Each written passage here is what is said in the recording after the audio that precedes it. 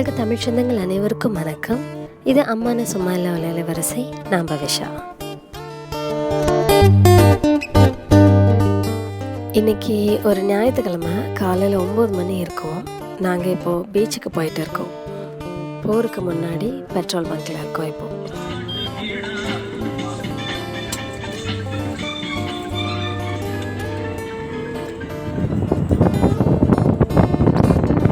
கொஞ்சம் தூர பயணம், கிட்டத்தட்ட ஒரு 1.25 மணி நேரம் பயணம் செய்யணும்.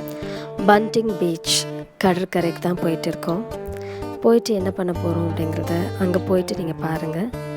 எங்கள் பசங்களுக்கு சொத்து சேர்த்து வைக்க போகிறோம்.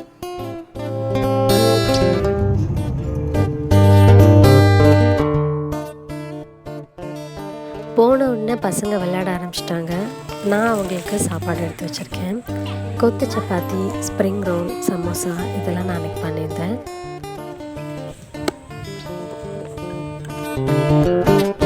இப்போ நாங்கள் இருக்கிற இந்த கடற்கரையிலேருந்து நீந்தியே இந்தோனேஷியாவுக்கு போயிட முடியும். அதை தான் என் கணவர் சொல்லிட்டு இருக்காரு.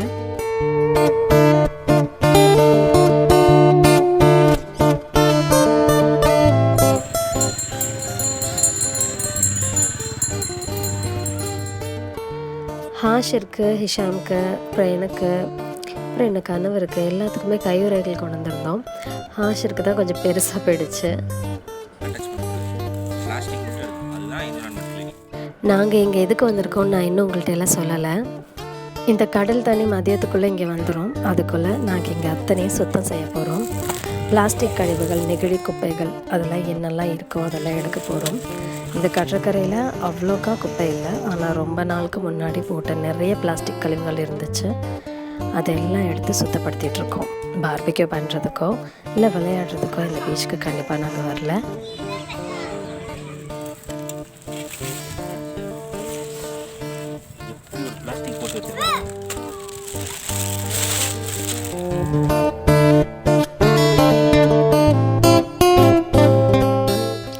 இது தவிர குழந்தைங்களுக்கு வேறு என்ன பெரிய சொத்து சேர்த்து வச்சிட முடியும்?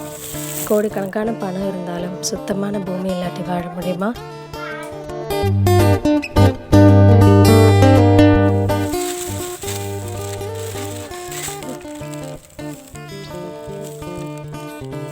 கொஞ்ச நேரம் ஓய்வு எடுத்துட்டு திரும்ப வேலையை பார்க்க ஆரம்பிச்சிருவோம். அங்கே பறவை உட்காந்து ஒரு சத்தப்படுத்துது, கேளுங்களேன்.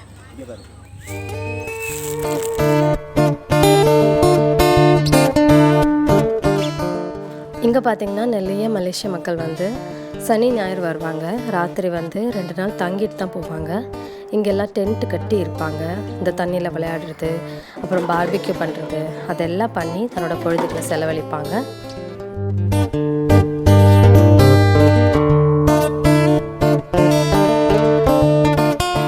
இதுதான் அந்த பார்பிக்யூ பண்ணுற இடம். ஒரு குடும்பத்தோடு வந்து இல்லை ஒரு கூட்டமாக வந்து எடுத்துக்கிட்டோம் அப்படின்னா நல்ல உபயோகமாக இருக்கும். நல்லா செம்மையாக என்ஜாய் பண்ணலாம்.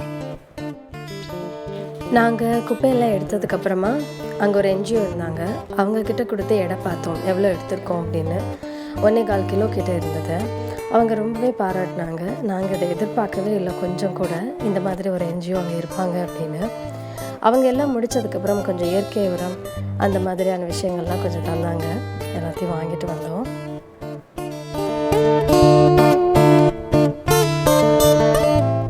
அங்கே ரொம்ப புதுசாக இன்னொரு விஷயம் பார்த்தேன்.